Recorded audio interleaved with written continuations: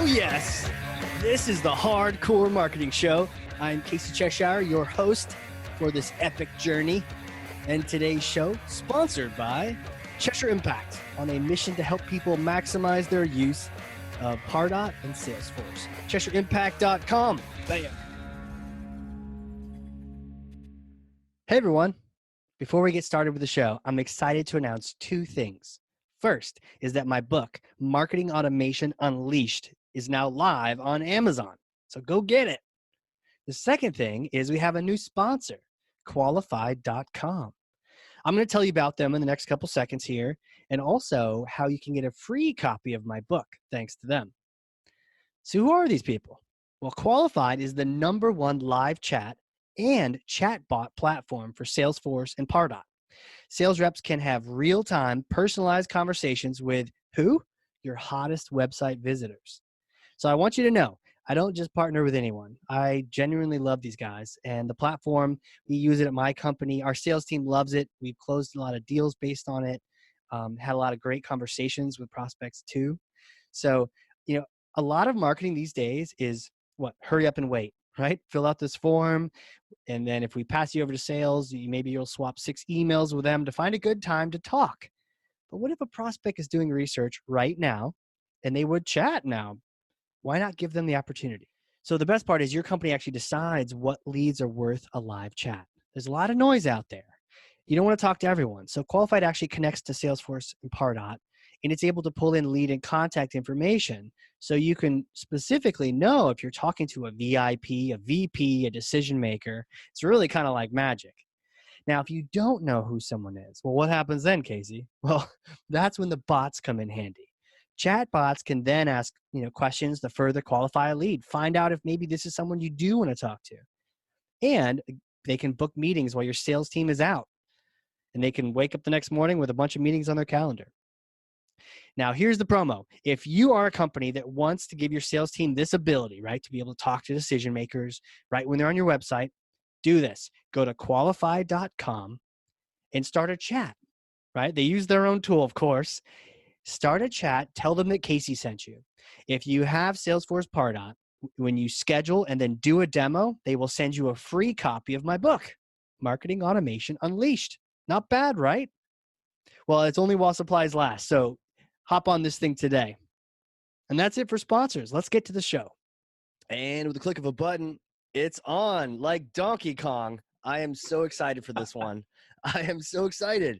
Today's guest is an expert in all things content and all things marketing. He is a content marketing thought leader. Now, some people just say that, right? They put it on their Twitter profile and they just say it's true. This guy actually is a thought leader. He's followed by 72,000 plus people, and those people are all thought leaders. So this is not like, someone who picked up a book yesterday. But speaking of books, his book just came out. He's the author of the #1 new release, Content Performance Culture. And there's so many accolades. Top 14 content marketer, top 100 digital marketer, top 40 B2B marketer. Oh my goodness, Chief Content and Strategy Officer at the Authentic Storytelling Project. Christoph Trappe, welcome, sir. Thanks for having me. Oh my goodness. You got a lot going on. And all these numbers, there's sources. I'm a journalist by heart, Casey, as you know, by training, and there is sources. When people say, how do you know top 14? I'm like, here's the link. Yeah. It wasn't me. It's not according to my marketing team. Yeah, that's what I would do. Oh, I'm the #1 marketing podcast host in New Hampshire. You know what? Some companies do that though. Do they? They publish a list, and their CEO is in the top 5. Oh, that's Talk smart. about bogus. But Well, are they being humble to make it look more realistic? If people don't know it's the CEO, maybe they can get away with it. I think if Right. you know it's the CEO, it's kind of, Wah, wah. it's like, it's like saying my daughter's saying I'm the #1 dad in the world, which we know kids don't say. Right. Well, mine does, but that's only because it's true. So, Right. Well, hey, you're here, and we got you for a brief period of time before you turn into a pumpkin.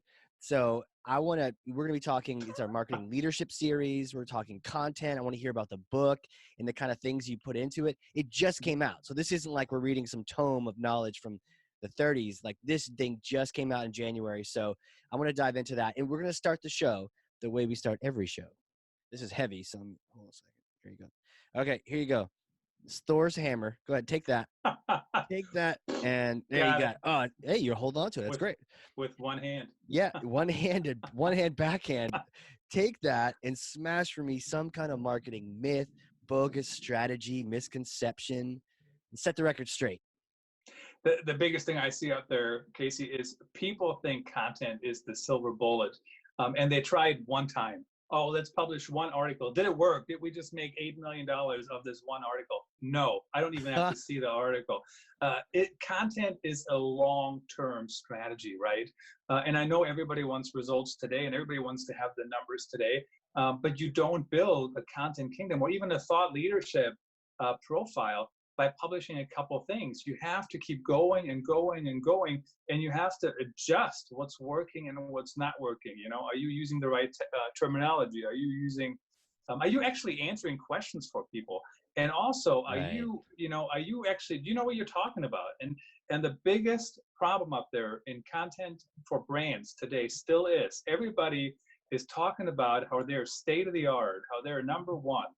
And then I always say when somebody says that to me, oh, awesome. How do you know? According to who? And, people, according to my marketing team, that doesn't count. You have to be real with people. You can't just tell everybody how awesome you are. You have to have other people tell people how awesome you are, and you have to show it, right? Be real, share knowledge, be helpful. And then the next thing is you have to do it on all these different channels. And especially, I'm currently on the podcast bandwagon. I'm currently on the immersive video bandwagon. Cool. I think they're fantastic. I got 40 pages on both on the topics together in the book. And use those new tools, use them to get out there. And what I love about podcasting is, here's the thing. You hear me or you see me if you're watching on YouTube, and you see people see you and hear you, and they can make their own opinions. It's not watered down, right? Like, this is who we are. This is how we sound. We're not saying we're state of the art. We're the industry leaders. We're either they like us or they don't. And when you have only the written word, which used to be traditional content marketing only, if you think about it, it's watered down, right? Everything is run through approval hell. And if it doesn't work after one time, people give up. So I there hear you go. Boom. Smash. I mean, there's so many things to talk about with this. So that the last part, the watered down, I hear you. I know we were chatting before we got started about, my book's out, your book's out, and we're going to learn more about what's in your book. But the idea of going through the editing process, there are so many people along the way, especially the editors who maybe don't know marketing or who is Casey, that would try to rewrite things. And I was really concerned about losing the voice and losing that, like, Casey's fun and silly, like smashing things with hammers, but I didn't want to lose that in the text. And I can easily see what you mean. If you have this white paper, I mean, even the word white paper, it sounds so but it goes through all these rounds of revision. You could lose that and be boring. You can. And so I have a whole chapter on editing for preference and what kind of waste of time it is. And this is what editors do. You know what I mean? They talk about, oh, I don't like the term accept, or whatever it was, or impact. So they need to, don't pick on words just because you don't like them. Pick on things that actually make a difference. So, for example, my editor, so I use a lot of course, or so, right? There was another one I used. I don't remember now. Maybe that means I got rid of it. And literally, I cut hundreds of them out of the book, right? Right. And you don't need them. So that is not just editing for preference. That is actually a good editing strategy, right? So if it was always of course, or obviously is another one, of course. If I would need them, why am I writing about it? If it's of course, if it's obvious, right? So that's some of those things make sense. But I see way too many people, they nitpick at the wrong things. They slow things down. They're just trying to pull, their editing power struggle. And I actually had editors tell me, right, that, oh, I'm editing because I'm trying to add value. I'm justifying my job. But do you know what I mean? Like, what a waste of time. Yeah, justify it in some other way. So Right. Make it other than, better. yeah, watering down that content, and then in this day and age when people are, you know, struggling with authenticity and Yeah. are there real people behind the marketing team, the emails, it's like to make it seem so corporate, you know, to reduce some of that stuff just makes it, I don't know, not as effective. I mean, to your point with this, like the podcasting, I'd love to hear your take on that, but we have missed the more of myth the smash here. But the idea of podcasts, they're so unscripted and we're saying all the so's and the Yeah. obviously hear that. It's like a real conversation. That's how you got to do it. Be Yeah. conversational, share knowledge, don't be a jerk. Really quickly on editors, here's what editors can truly do to make content better.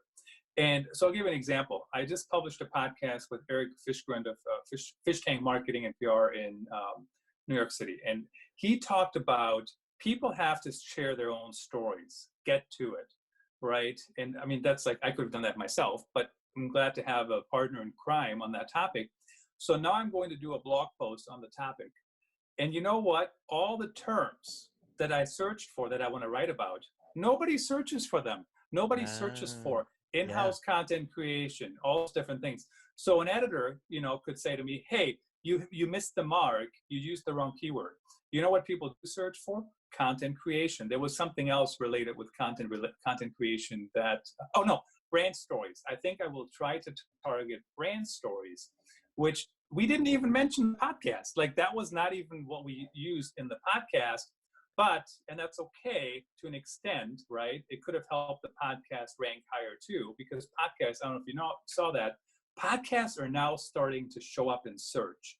So when people say podcasting doesn't help with search, social media doesn't help with search, totally bogus. They all help with search a little differently. So for example, if you search for content performance culture, my book is number one. There's something else, HubSpot or somebody. And then my podcast is right there, the Content Performance Culture podcast. So they certainly show up, right? So if somebody doesn't want to buy the book, but they want to listen to a podcast, they can. But my point is, an editor, instead of just nitpicking some stupid word that makes no difference, nitpick the words when I pick the wrong one. Because here's the thing, there was one article I saw in one of the stories, the New York Times was ranking number one for a search for a term with 0 searches. who cares? Right. Right? So I picked a better term, and I think that's the new what we're in. Editors didn't have to deal with that 10 years ago, right? 20 years ago. Right. There's so much magic to unlock here. Let me take you back to when you were smashing the myth at the very beginning, talking about that long-term strategy and that so many people try something once. And what do you see a lot? Do they create one white paper and they expect the white paper to instantly create leads that didn't exist before? What kind of things are you seeing? Yeah, all those different things. Or they send something out on email once, or they try a webinar once, or they, everything is like, oh, we do it a couple times, or let's blog and try to get to rank for things. And, here's the thing, you can rank really quickly for some terms if you're hitting them at the right time, but also sometimes it takes time. And then to make it more complicated, if you pick the wrong terms in your content, you're not going to rank at all, right? Because nobody is searching for it. So people are not approaching it strategically like that. I think some companies have too much pressure on immediate returns. Is that working today? No, it didn't. I mean, it worked, but it's one piece of what you're trying to do. And, I still remember Content Marketing World 2018, Robert Rose was, we were doing the publishing lab together, and he said, you guys have to remember, content marketing is a campaign that builds on top of each other, right? So I'll give you an example. So look, it's like 220 pages, right? Looks like a textbook if you're looking on video. And right, it's huge. It's like 2.5 pounds or something. So don't sit in your favorite chair, cuddle up with it. Sit at the table. Hey, as long as Amazon Prime can send it to me, I'm good. They can. But my point is, all the content in there, I'm repurposing nonstop, right? It was blog posts first, then social updates, and some of it is podcasts, some of it is presentations, some of it is workshops, some of it is keynotes. I mean, you even like, I got like 6 conferences booked this year, and you can't actually, do a workshop for the whole book, because that would be like a week or 2 weeks of stuff. So you pick different pieces, and Right. so build on what you have, throw the content at the parade, and that fits in there as well, Casey, because what people do is they create all this unique content for one channel, and then that channel tanks, and they don't reuse it on LinkedIn, or they don't reuse it on the blog, or they don't reuse it as a white paper, and just throw the content a parade, and keep pushing. I like that. Throw to parade. Makes sense. And also not putting all your eggs in one basket. Having the #1 blog on MySpace wouldn't pay off right about now. Right. But yeah, to have it on different channels and platforms. So even if, I'm all about podcasting, make sure you get that content, very easily off of there onto social and blogs and books and Yep. all sorts of collateral. Huh. Well, as you're mentioning that, I had this phrase in mind. In our team, Brian likes to have this phrase called "devil's advocate," and throw it out there. Maybe that's one of the ones like so and obviously that would get eradicated by an editor. But the sort of point I'd love to bring up is if it's the long game, but you need to invest in it. Like, how do you know if it's working or not? How do you know you're going the right direction or not? How do you know to even adjust or not if it's not supposed to pay off until 2025? Well, first of all, it's not blindly investing, right? I mean, you do want to have a strategy, you want to have results, you want to look at things. But what I'm saying is you start at 0, right? So you're not going to have 1 million people reading your stuff. You might have 500, and that's actually a pretty good start. If you don't promote your content, you're not going to have 100 even sometimes, right? Because it's brand new, and you're still kind of learning how to produce the content.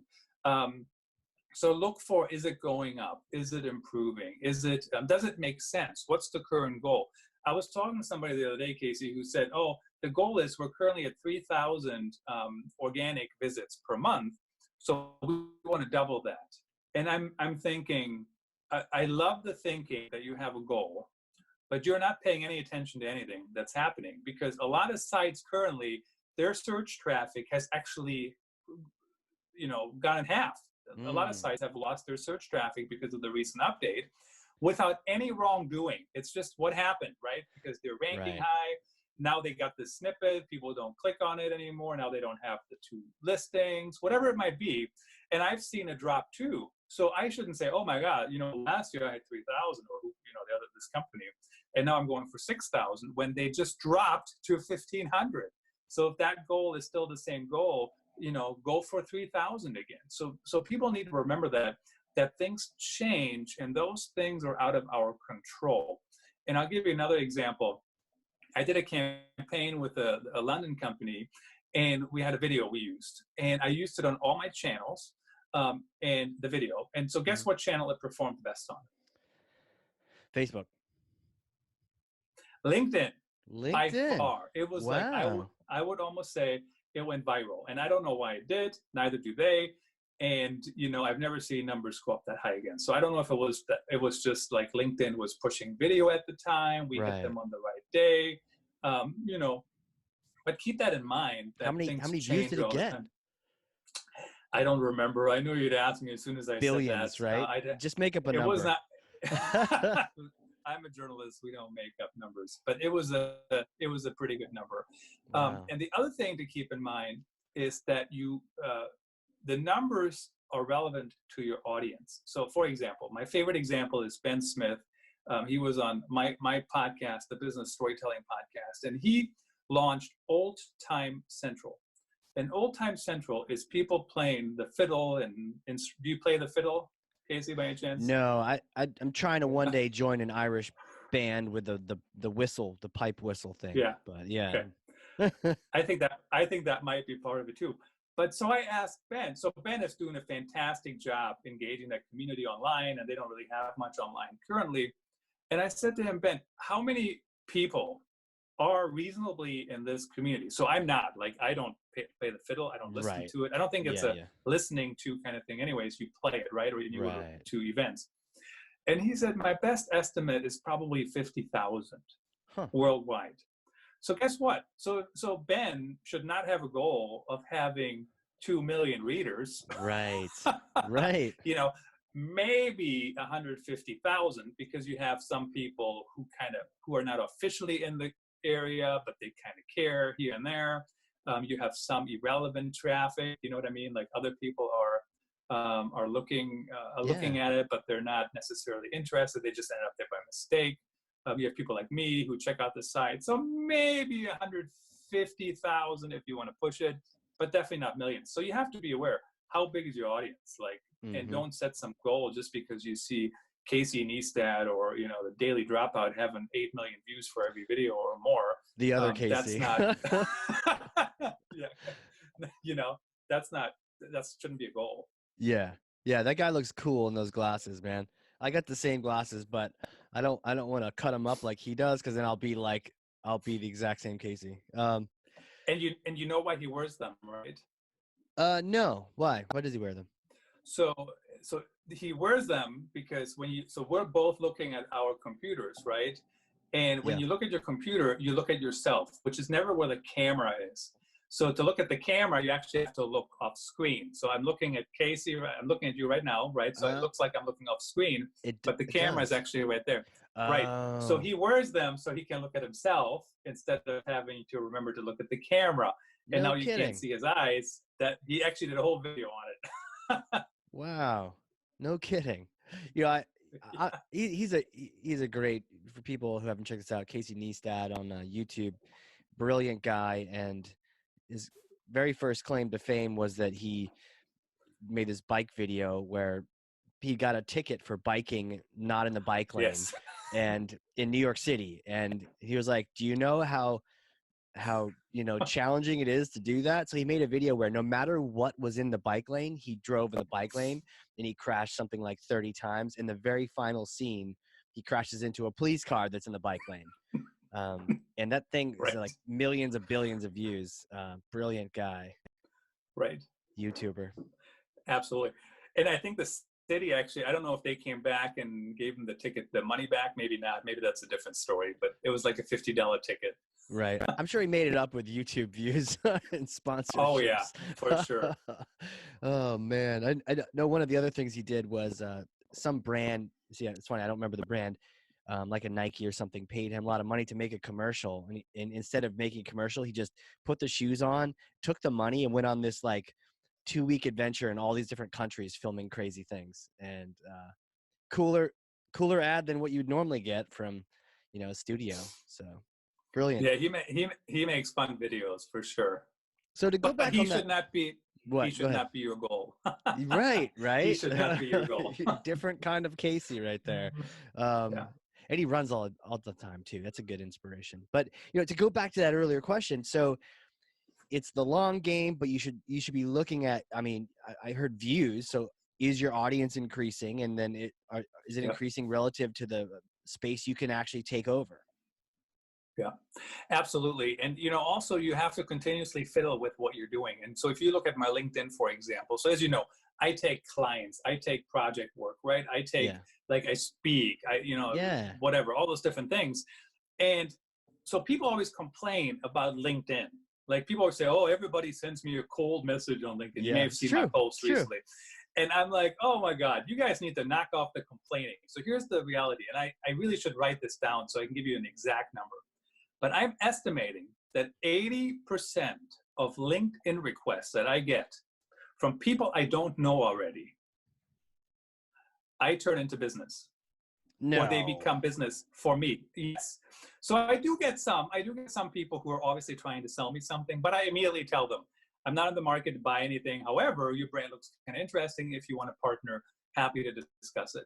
Right. And sometimes they pass it along. Sometimes they're just a salesperson on the run, right? And they don't have time to talk to you because you're not a prospect. But like even yesterday, I probably got 3 messages yesterday where people wanted to work with me, right? And even one person I got on the phone call with, and you know, I said, oh, I have time. He was on the West Coast. I'm on the Central Time Zone.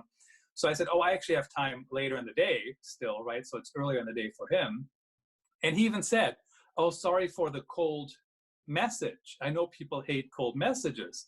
And I'm like, no worries. You want to hire me for a project, you Right. know? Yeah. So the point is, I can't tell you exactly what I did, but I certainly try to optimize my LinkedIn, that people know I'm available for certain things, that I show Mm. up for certain keywords, right?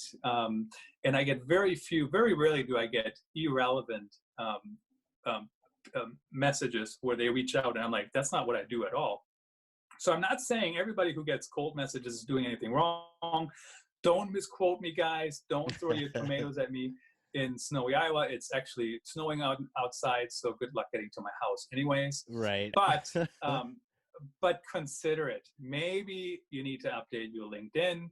Maybe you need to make sure people understand who you are. You know, Casey, if you get a lot of sales pitches, I can't pull up your profile, but if it says CEO, maybe the CEO is the problem, right? Yeah. Maybe change it to something that can help you draw in business instead of saying you're the CEO, right? Right.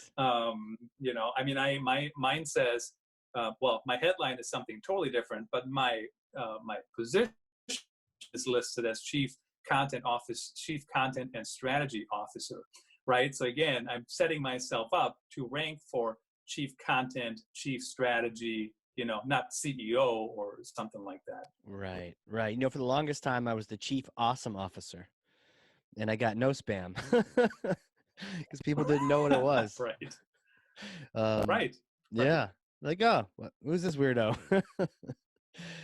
Yeah, great reminder though to update your LinkedIn profile. I think even my own, I made a note for myself to update that. I think, you know, when you write that executive paragraph at the top to describe yourself, Yep. you know, how often do we go back and look at that and make it more relevant for search and for people viewing it? You know, I think mine was probably still dated back to when I was applying for marketing manager jobs. So I could see how maybe I get some Right. spam that way too. Yeah, always go back, and the problem is too with LinkedIn. LinkedIn wants you to put your latest role up in the headline, Yeah. because when you update your title, your job, it says, "Oh, you want to update your headline," and don't do that. Put something more that's easier to find, right? So I got content marketing in there. I got digital marketing. I got B2B marketing, author. Which is that doesn't really help with search, but that helps with when you look at it and you go, "Oh my God, #1 book." Right. That still carries a little bit of cachet, obviously. Little weight there. Yeah. Yeah. I'd Yep. love to ask you about channels. You mentioned the different channels. We definitely don't want to put all of our chips in one basket. What channels are out there that are growing, that are exciting? Which ones do you recommend we all play on? That type of thing. Definitely, I still would recommend to put the website at the centerpiece. So I got authenticstorytelling.net. Everything I do goes on there one way or another. But you want to make sure you have a website where you have all your content pieces. I'm still a big fan of Twitter. In fact, I'm seeing my numbers go up again, which is, you know, they went down over the years and now they went back up. So that's still a relevant channel. I love and hate relation with Facebook. Organic reach keeps going down. There's 7 million advertisers on Facebook. I know they all don't try to reach the same people I'm trying to reach, but that's a lot of competition. Yeah. So I really try not to put too many eggs into that basket. I push all my content to Facebook automatically. So I'm not, you know, if you look at my page, it still looks like I'm alive, but I'm not spending a lot of time on it. LinkedIn for sure also works, especially the latest strategy I've seen work on LinkedIn is you have a little teaser text at the top and you got those downward pointer fingers, you know, Yeah. and people have to click. That seems to happen. That seems to work. I did that yesterday with a couple posts and they had probably like 5 times as many views as the average post. It's a little bit of clickbait, you know, if it's not relevant when people click, but certainly that's a strategy that works. Podcasting, definitely would recommend it. It is so easy to do today. I know we're recording on Zoom here. I know you have the audio and video portion. I think that's fantastic. I'm not even that advanced technologically when I record my podcast. I use the Anchor app, and everything I do directly in Anchor. I mean, so I send you a link. We record in there. Everything is recorded. The second you're on, you're recording. So you do a little chit chat, you trim in the app, Mm-hmm. upload it, you put an opening with some music. I mean, like I was on a chat yesterday and somebody says, oh, you need music with the opening. And somebody goes, you have to be so careful what you use. And I'm like, Anchor gives you free music. Like, Yeah. don't make it more difficult than you need it to Right. be. And then it distributes to all the different channels automatically, right? The other thing I really like is I do like video. Video is so much harder than audio, in my opinion, just Mm-hmm. because it takes forever. I'm doing a summit here in February. I did like a 40-minute session. I recorded it, and I swear it took 8 hours to upload from my iPad. So I couldn't use the iPad for anything else that day, right? Because it was just moving. Live audio on Twitter, such an underused tool. I don't usually do podcasts with guests, also live. Sometimes that's harder because you really need two devices, right? You need another device that Mm-hmm. that both people use. But at the end of the day, live audio, I mean, there were shows, I mean, it's just me talking for 20 minutes. Like my website was hacked, right? And so I just talked about that for 20 minutes, how I got out of that mess and what I did now and blah, blah, blah. Has like, 500 listeners. And Wow. that's pretty good, right? Yeah. And so live audio, and a lot of people don't do it. A lot of people don't even know you can do it. So basically the way you do it is you just install Periscope, tie your Twitter account, you go on the Twitter app, you click go live, and you turn in audio only, and there you go. It works. I think those are the main ones. If you have budget, I certainly would consider putting some money behind distribution. I try to be somewhat frugal about that. Every once in a while, I do a little bit more than other times, but it depends on what it is. I'll give you an example. My book, I spent $50 on Twitter, but then I also had an organic outreach campaign. And the organic outreach campaign, first of all, sold more books, but second of all, also created a lot more buzz. So I'm like, did I really have to spend those $50? Probably didn't, right? It probably didn't, wasn't worth it. So you're going to have to weigh. Of course, I paid in my time, right? Because I'm responding to people. I'm shipping books because they want them signed, and even though that's easier than ever to now. But yeah, so I think those are the channels I would recommend. Have the website at the centerpiece though, and then create ones, publish everywhere for sure. What was the organic Twitter you were talking about? Just outreach? So what I did is, so I tweeted the link, my pinned tweet, right, talks about the new book, getting content from happening to content performing. And then I had like a little pre-written thing I sent to a bunch of people saying, hey, my new book is out. I hope you check it out. And RT retweets are appreciated. If you're in the US, I'm also happy to send a signed version. Here's how you pay for it, right? PayPal.me/ctrap/15. Only in the US because shipping outside the US is just a ridiculous mess. Yeah. It's ridiculous. And so a lot of people retweeted it. Some people ordered the book from that group, right? And then some people from the group that they reached ordered it, and then some people from the next group ordered it. Wow. So there was, the organic outreach was like twice or three times as much as the paid one. Right. It's a fine line. I mean, there were some people like, they were like, why would I help you? Like, so salty. Like, I'm like, you don't have to, and you don't have to even respond. Bye. But, and I get it. Like I had to talk to them. We're following each other, but we haven't said anything. There was one person, apparently I had blocked their personal account, but not their business account. They're like, why would I help you? You blocked me. I'm like, I don't even know why. Like, I don't even know what your account is, honestly. Yeah. What did you do? Yeah, exactly. Right. That's funny. So you didn't do the thing where you tell all your friends on Facebook that if they don't buy your book, you're going to unfriend them? You didn't try that one? No. No. Yeah, I didn't either, but I thought about it. Oh yeah, you're my friend, huh? The problem is you won't know, right? If they buy it on Amazon, you don't know who bought it. They have to post a picture of the receipt. Oh, okay. How much is this friendship worth to you people? $14.99. Right? Exactly. That's exactly right. I'll leave you alone at that. No more fundraising after that. Okay, that's a great list there. The podcasting using Anchor. I think sometimes with the podcasting, people can overthink it or underthink it, and to your point, just Yeah. not execute on any of that. And it doesn't take. You don't need to be a producer in Hollywood to do it.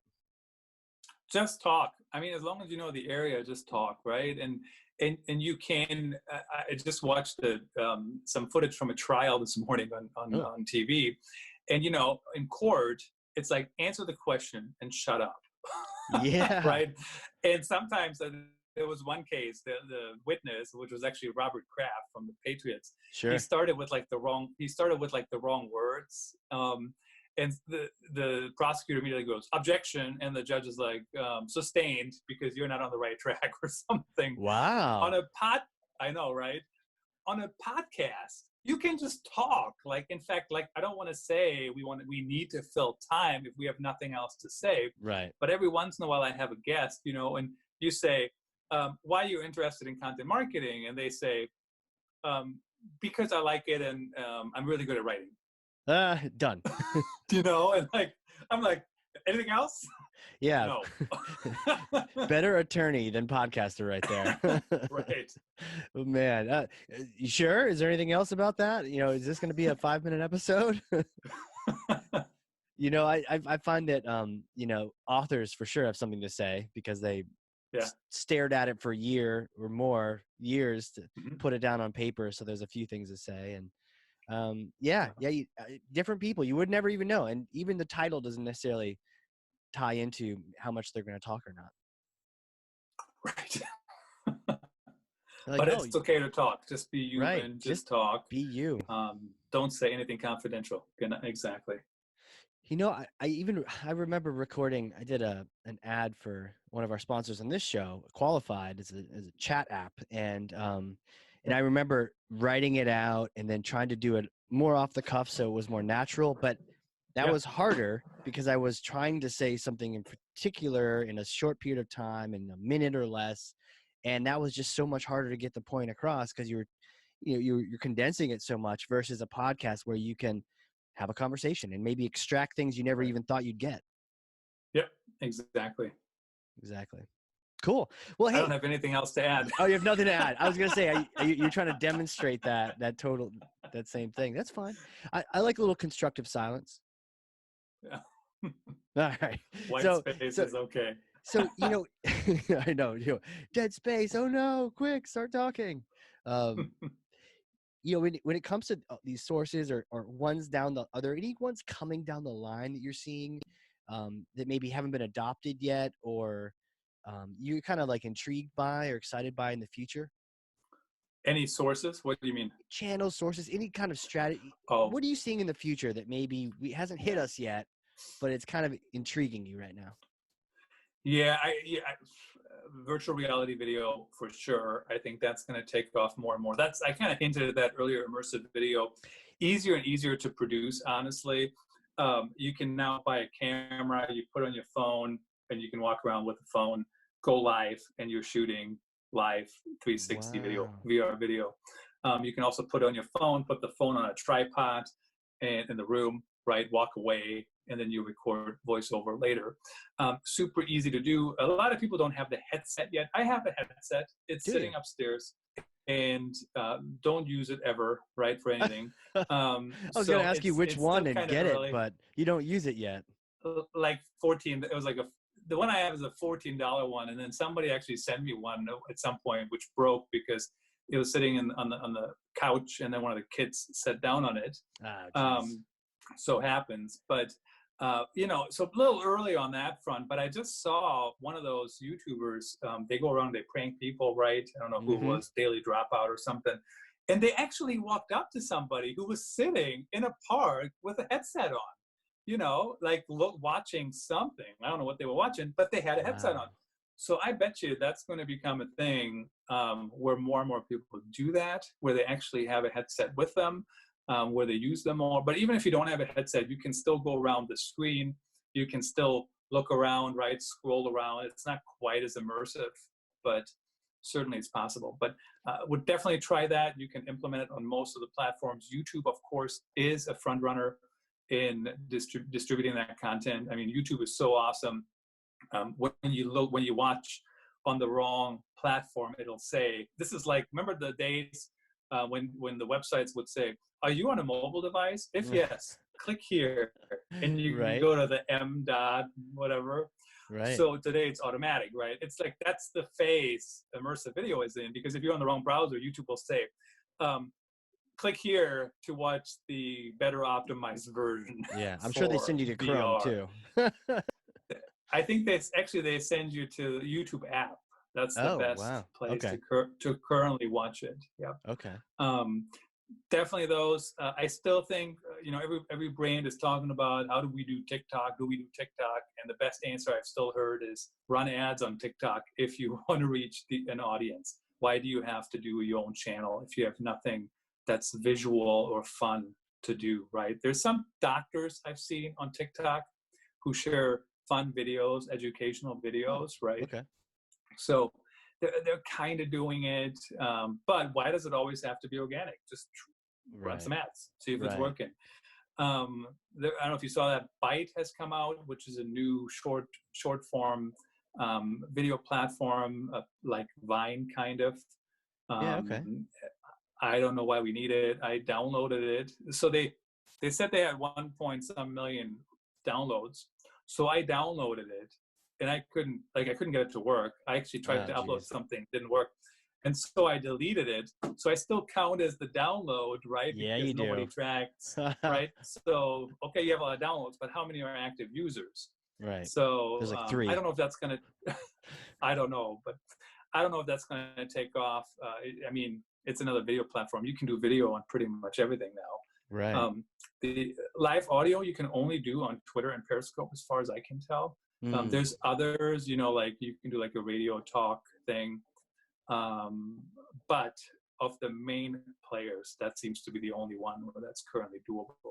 Yeah, there seems to be a thing. Even the other day, I was gonna create a Facebook group for this little community I was joining. I'm like, hey, let's all stay in touch with a little Facebook page or group that we can all chat in. And they're like, oh well, there's a special app that we're gonna all download and use, and it's just like, oh, I'm not gonna download your new app to do what Facebook had already do for me. Like, it's not gonna work. Like, no one's gonna go to this site. I see that there's like a neighborhood app. I don't remember what it's called, but people add each other in the neighborhood. Do you know that one? Yeah, I don't remember the name. Neighborly or something. Right. None of us do, but like I was on it, and it was quiet, and I guess that's good for my neighborhood. But it's like it's not in my cycle. I'm not hitting that. So if I can avoid another app, great. But well, have you? Go ahead. And the other thing with that app is, I mean, I'm connected with all my immediate neighbors on Facebook. Like even this morning, so my wife is a teacher. There's a snow day today. Everybody's home. Same here. Because it's like minus 18 degrees, right? Jeez. And so I messaged the neighbors. I said, hey, if your daughter wants to come over, play with them, they can. Didn't think about it early enough, right? Because I was doing other things. But I don't need another app. I just use Facebook Messenger, right? Right. And if you're a neighbor 4 streets over, I probably don't want you connected to me on Facebook anyways, and I don't really care, so I don't know. Right. Another platform, another day. Question, the book, I know it's out, why write it? And you mentioned already, content happening to content performing. What kind of drove you to write that thing? And what should people check it out, and where's it at? Yeah. So Joe Polizzi, a great mentor to me, Content Marketing Institute founder. Currently, he wrote his latest. He wrote a mystery now, and he put that on a podcast. Right, it's being released on a podcast. Wow. So I stole that idea. Of course, my book is available as a podcast as well. You can listen to I think it's 5 hours of content, basically. Wow. Which is longer than I think that it takes to read. I think it takes 4 hours to read if you read it in one sitting. Right. Which again, it's not a novel. Probably wouldn't recommend that. But so he says, every 2 to 3 years he writes a new book, and I was like, well, that's kind of a good time frame. I know where I am, and I was right at that juncture. to hit another one, every 2 to 3 years. And I thought, what should I write about? What are people interested in? What have I heard since the last book came out? So first book really is about authentic storytelling. Sold pretty well. Best-selling one so far of the three, probably because it's really on brand. Little idealistic. I read it again the other day, but that's 6 years ago.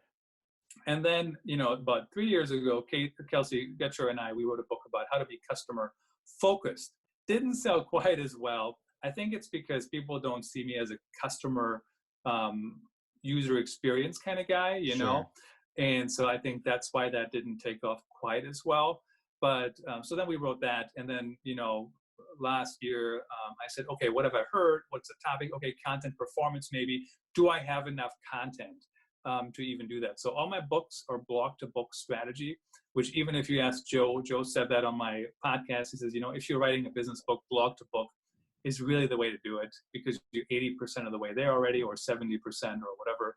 And then you have to just update transitions. You have to update references. Sometimes you have outdated stuff in there. Some blog posts, they get into this stuff. They have an outro or whatever, conclusion, I guess, in the writing sense. And so you don't need all that, right, when you have it as chapters. And certainly I had enough content. So it's like 45,000 words. What's kind of funny about that is I don't have the marked up copy, but I edited on paper when I was flying around, Wow. Which I would recommend it from an editing perspective, but editing on paper sucks because you still have to make all the changes on the actual document, right? So sometimes I couldn't read my handwriting or whatever. And so then, let's see, where was I going with that? So I edited it, and so it was like at 42,000 words, and I thought I edited a bunch of stuff out, and by the time I was done, I was at 45,000 words, and I was like, where did these extra 3,000 words come from? I don't know. I just added stuff. There was something else. I edit people from the podcast. Like if somebody said something on the podcast that was relevant, I would now quote them, right? I would say, as so-and-so said, whatever. And and then I just put it together. And the design, so yes, hire designers for design work. Yes, you need specialists. But I designed this cover myself. So I had design friends tell me, they said, how come, your cover looks really great. Who designed that? And I said, I did. They go, you're kidding. And so there's tools out there today that allow you to do some things, right? Relatively easy. And so I did that. And then I recorded the podcast and published it. So it's available as the Kindle, paperback, worldwide. And then there's an Alexa skill. And then there's the podcast. Wow. And no Audible. Instead of Audible, you did is like a separate serial type podcast for the book? It is. So somebody asked me about that actually. And they said, so when if you're going to put out an Audible, will you take down the podcast? So here's the thing, the podcast, so I started just reading it like a narrator, right? Coming to you this summer, the best movie, right? Blah, blah, blah.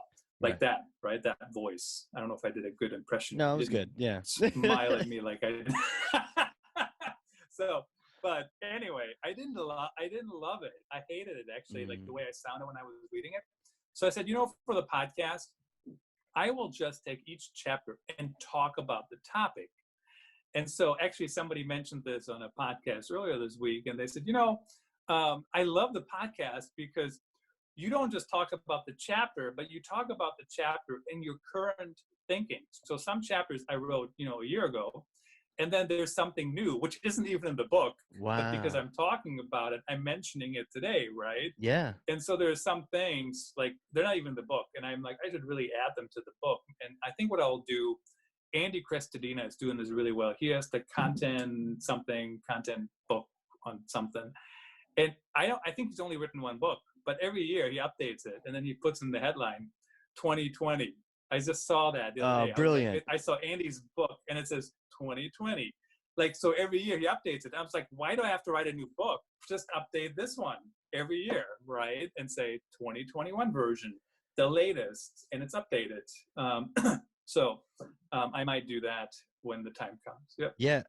Is it the content chemistry one? Yeah, that's the one. Just And it says 2020, 2020, right? 2019. Yeah. Yeah. Yeah.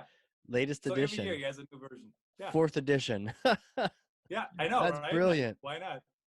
That's brilliant. I know Adam Clark does one with SEO, SEO 2020.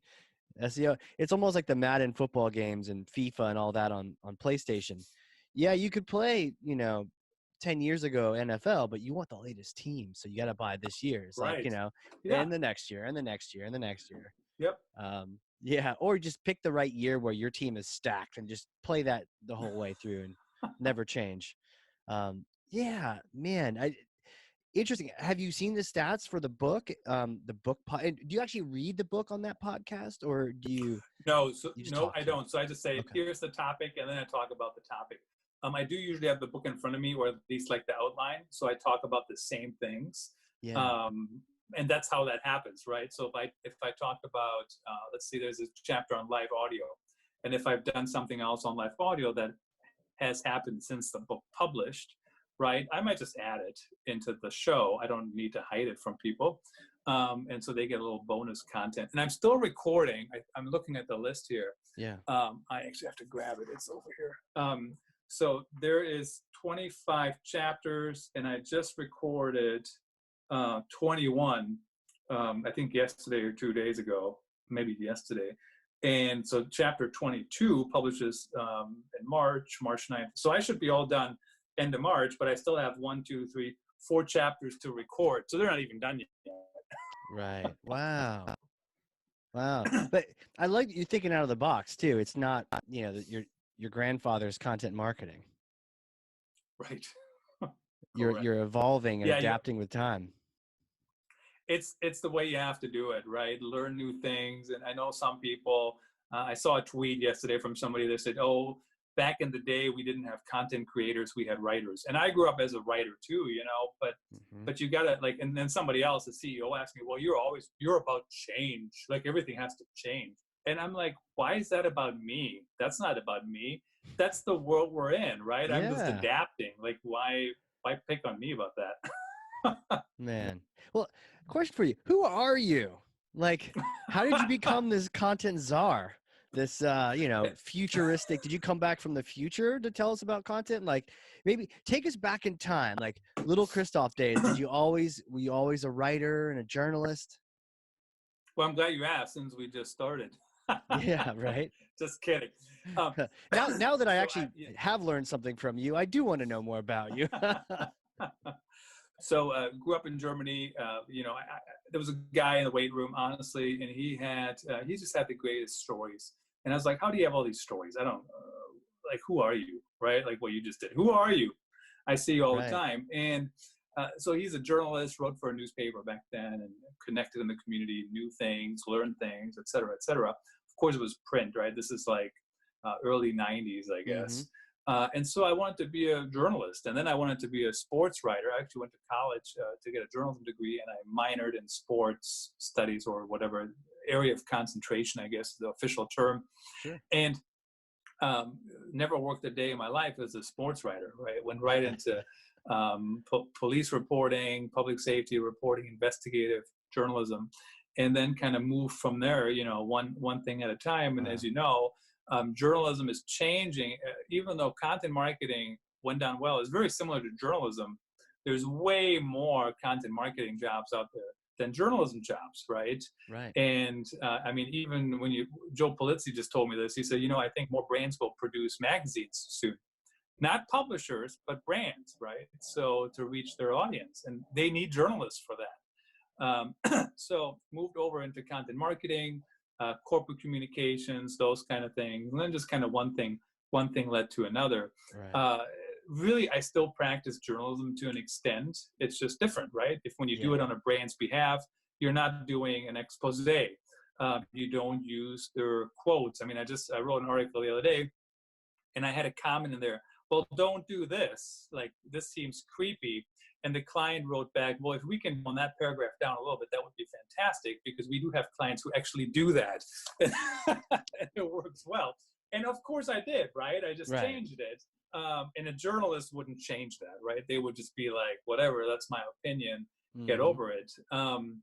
So yeah, that's kind of stumbled into that industry like happens to many of us, and today practice content marketing. And there is so many opportunities out there. I mean, even on the content performance culture book podcast, I think the number I throw around on there is there's 40,000 jobs posted on LinkedIn per month in the US that say content.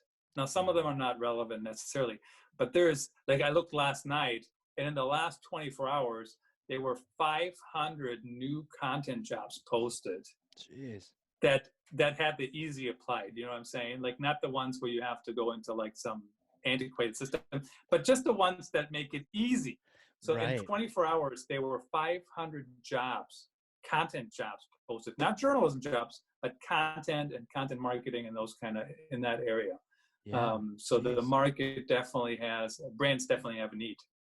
Jeez. And they pay a lot better than journalism jobs too, I imagine. Typically, the one I joke some brands because, and I actually saw this the other day, somebody was looking for a content marketing unicorn, and that was literally the title. And I said, good luck trying to find somebody for that, because who wants that on their resume, honestly, as the title, right? Oh, as a title. That actually was the title. I don't get it, but whatever. And so, but I say, everybody's looking for the unicorn, but then you want to pay them like they're a pony, right? So I love that. There is some good, there's some good jobs out there, but people do have to remember they get what they pay for to an extent too. Looking for a unicorn, paying like a pony. That sounds like the start to a song, like a song that karaoke bars would carry, Yeah.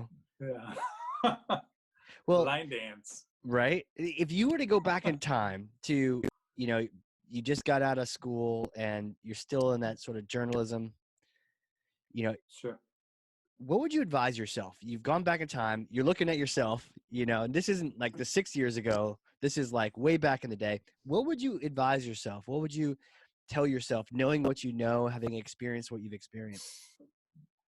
Yeah, so you can even see it behind me there, right? That's my Iowa Hawkeyes jersey, still hanging there from the late 90s. One thing, I probably would have pushed football a little bit differently, a little bit longer, maybe even try to go back to Europe, play NFL Europe for a little bit as a national.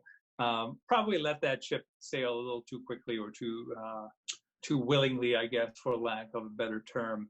But that's even before you were done with college.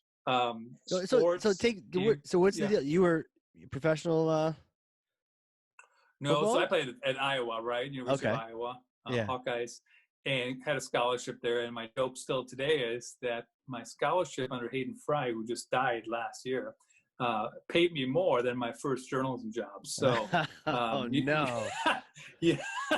you don't see all that money, right? Because it goes to books and goes to tuition and whatever.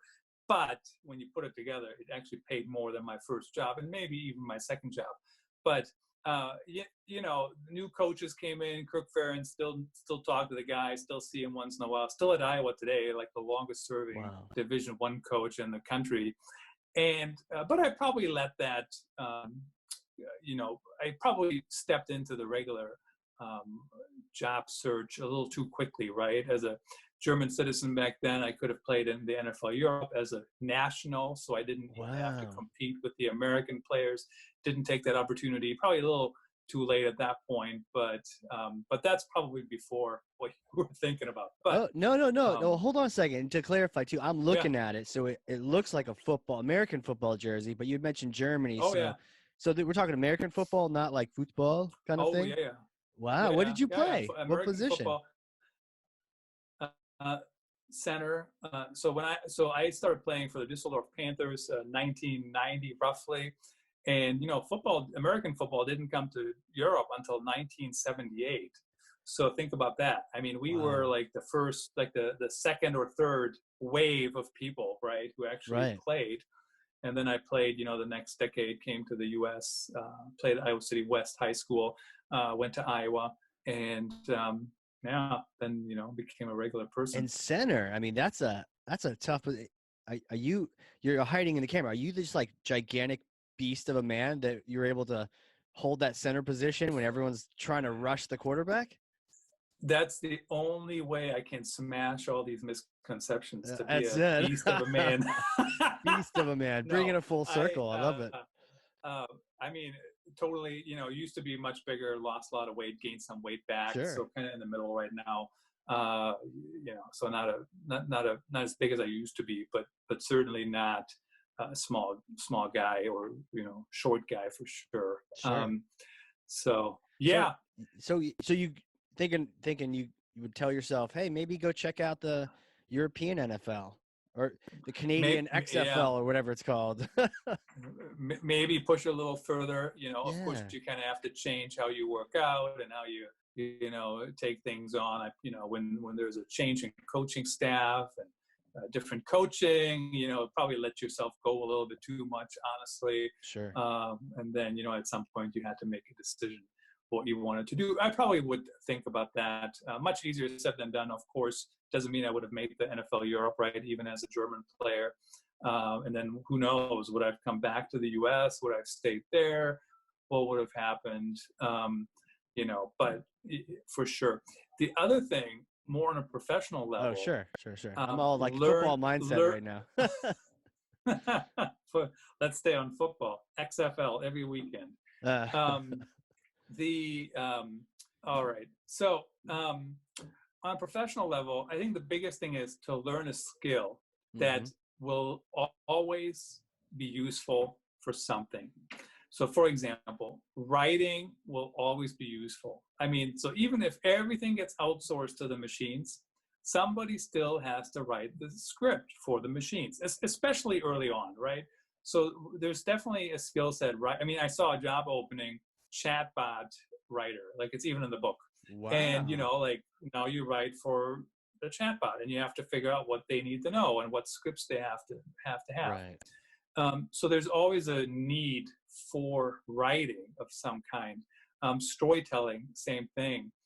Being engaging, same thing. Knowing how to code, same thing. Like whether you code for an app, which wasn't a thing when I was in college, right?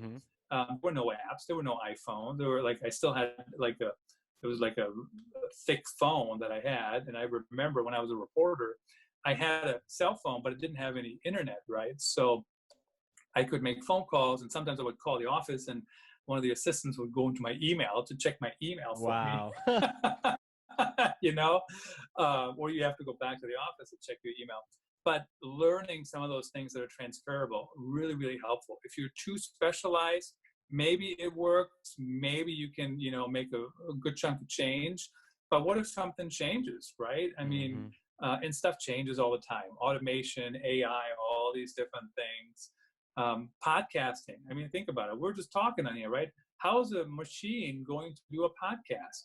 I mean, there's no personality. Maybe there will be at some point, but it's really hard to lose. If you have a good podcast, if you can help companies do it, really, really hard to lose that job in the next 10 years, Right.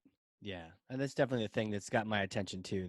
The podcasting is intriguing. And if it's fun, you can do it all day, every day. Just not too many, right? You gotta keep your energy. Well, what Casey is referring to, I made a comment on LinkedIn or in Twitter, how tiring it is to be on air, right? And of course, people on TV, they know what I'm talking about. It is tiring to constantly be on, right? Because everything you say is recorded. It's on the show. So you can do a few, but it is also tiring, and you have to think about how you say what you say. And I'll tell you one thing: the first time you say something you didn't want to say, and you didn't catch it, it's going to take you a couple weeks to jump back in. Right, for sure. And I was making fun of you on LinkedIn too. I was like, "Got to get your energy for tomorrow." But to be I fair, went to bed. Yeah, no, to be fair, it's a lot harder to be the interviewed, the person answering a lot of the questions. I mean, I get to ask you questions and learn from you. You're on point. It's your brand. Like, you got to just deliver all this stuff, where I get to just ask dumb questions and you get to sort me out. They're not that dumb. So far, so good. So far, so good. Well, I appreciate that. So here's another one for you. Where can people connect with you? I've connected with you. Where do you want people to go? LinkedIn, Twitter, all that? Yeah. Yeah, authenticstorytelling.net. Check that out. LinkedIn, of course, Christoph Trappe. Search on there. Twitter, CTrappe, CTRAPPE. I think those are the main ones, and just Google the name if you like. There's the podcast. So that's another thing, the podcasts now show up when people search for my name. So does Twitter. Nice. So does everything, right? So all these different areas help rank, or not rank. I mean, I'll rank for my name, I would hope, but they help show who you are when people search for you. That makes sense. I love seeing it show up on search now. And we'll put all those links in the show notes for you as well, so people can find you. What is the name of the podcast, and also what is the name of that book podcast? Is it the same one? No, so it's a business storytelling podcast. Currently publishes Monday through Friday for the most part. Sometimes a day ahead, sometimes a day after, or whatever. 5 times a week. Usually with a guest. Sometimes I talk about things that I want to talk about just by myself. That's the business storytelling podcast, available on all the different channels: Apple, Google, blah blah blah, Spotify, et cetera, et cetera. And then the other one is it is the Content Performance Culture book. And same title, the podcast has the same title, and that's also available on all the different channels that you can, wherever you listen to podcasts. Did you use Anchor for that second one? I did. So the way you create, I don't know if you can do the same multiple podcasts in the same account. Maybe you can. I created another account with like another email or something. And super easy, the distribution. Was it a free account, or is it just like a small fee for that? Yeah, it's Anchor is totally free. The only I think something that people don't like is that Anchor has the right to use your content, which whatever. Like, I mean, I want people to use my content, right? It's a marketing tool. So go ahead if you want to use my podcast to promote Anchor in Bangkok. Be my guest. I'm happy to do it. And I think that's the only thing. I haven't seen any upsells for anything. So I don't know. I think Spotify owns them, or they do. Anchor owns Spotify or something like that. Spotify owns it all. Yeah, they're taking over. So maybe that's part of the model, right? That's how they're building it out. For sure. It currently might not be a moneymaker. I don't know. Huh. Fascinating. Well, I'm definitely going to check that out. Not only I mean, 5 times a week. That's fantastic. That's a lot of work. Yeah. I'm a ways out too, because I invite guests as I see them say things on social, right? Somebody said something about don't be boring. I'm like, oh, we should do a show on that. Okay, sounds good. Somebody talks about product marketing. I was like, oh, I haven't talked about that. Somebody talks about pricing. I'm like, oh, we should talk about that. Yeah. And I invite them. There's also these podcast guest websites, and so the people who want to be guests, they pay the website to be in the database. And so I signed up for one of them, and one is kind of annoying. They are very pushy. I didn't sign up. And then the other one I signed up for, but I didn't do anything on there. So one time they emailed and they said, hey, do you want to be featured as, you're looking for guests? And I'm like, oh yeah, sure. And so I sent them a little thing. They published it, and I don't know, there's like 50 pitches, of people who want to be on the show. Wow. Some they didn't have a very good pitch, honestly. But some I was like, oh, that's close enough. Like one is like marketing for small businesses. I'm like, oh, I haven't done that. Do you know what I mean? Like it's kind of like a lot of people could pitch that. A lot of people, I could probably talk about that by myself, but it's nice to have somebody on there. So I set them all up. My rule indeed is, so I use Calendly for people to pick a time, which means that they pick a time that sometimes actually doesn't work because I already have like 4 podcasts that day. So the day before I get to the next day, obviously, sometimes I move people, and since I'm the journalist, so to speak, I think that's an accepted model. Like the journalist kind of controls the schedule. I had a journalist call me the other day. They wanted to talk at 8:30. I'm like, yes, I'm available. Right? Those are the rules. So I'm booked like daily podcasts, probably through the middle of March, which is about a month out here. So, wow. Yeah, you really scaled that up. That's fantastic. I love that. I'm going to check it out. I can't wait to hear that. And thank you so much for coming on here. I know you're your own podcast and all these things. You're booked out. So it was so amazing to capture you here for a little bit, chat football, chat content, and hear about the book. Yeah, thanks for having me on. Always my pleasure to chat and smash. Absolutely. And smash. It's like football. You football smashed that myth. Um, and for everyone out there listening, if you learned something, and I know you did because I literally have 2 pages of notes, then share this with someone else. Be a thought leader to 1 person, 2 people, 3 people, 1,000 people. Hey, go for it and get this information in other people's hands.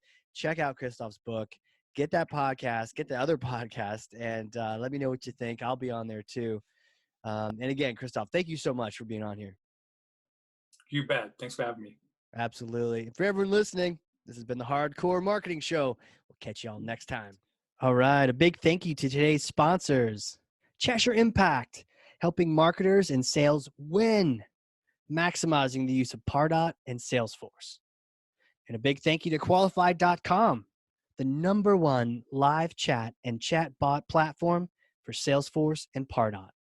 Remember the giveaway.